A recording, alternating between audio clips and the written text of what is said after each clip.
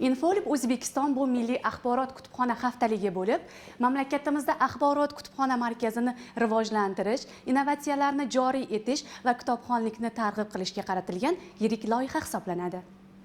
Insonlardagi jamiki ezgu fazilatlarning kurtak ochishda kitobning o'rni beqiyos. Boisi ular ongi shuurimizga aynan kitob orqali kiradi. Yaxshi asarlar dunyoqarashimizni kengaytirib, tafakkurimizni boyitadi. Olamga teran nazar tashlashimizda ham bizga kitob yo'lchi yulduz. Shu sabab yurtimizda har yili kutubxona xodimlari va alohida kitobxonlar o'rtasida Infolib haftaligi o'tkazilib kelinadi. Joriy yilning 10-noyabr kuni Olmaliq shahar axborot kutubxona markazida Infolib O'zbekiston 2025 14 milliy axborot kutubxona haftaligi ochilish marosimi bo'lib o'tdi.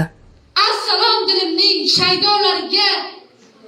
Bobolarim ruhi shod bugun, ona tili qadri ko'p baland. O'z tilini qadrlab ilib, boshi bo'ldi yana sarbaland.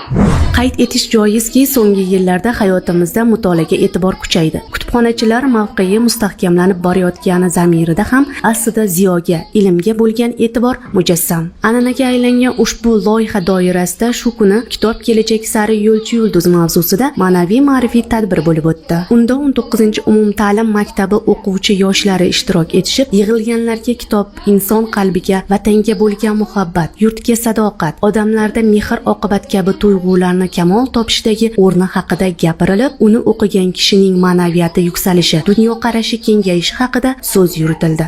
Muhabbat nomasin yozib bitganda, shakardek til bo'lib olamni tutdi. Quvonchdan yig'ladim, bolam o'zim ham, sayfisaroyi bu tengi yo'q shoir, Gulistonni bitdi, men turkiy tilda. Tadbir davomida maktab o'quvchilari tomonidan kitobni madh etuvchi she'r, hikmatli so'zlar va kuy-qo'shiqlar ijro etildi.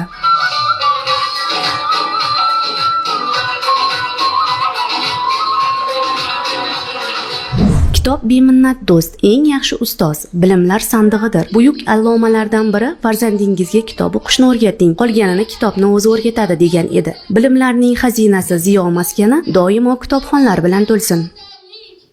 14-noyabrga qadar davom etadigan haftalik dasturimizda turli xil mavzudagi tadbirlar, davra suhbatlari, uchrashuvlar, taqdimotlar, intellektual o'yinlar o'tkazilishi rejalashtirilgan.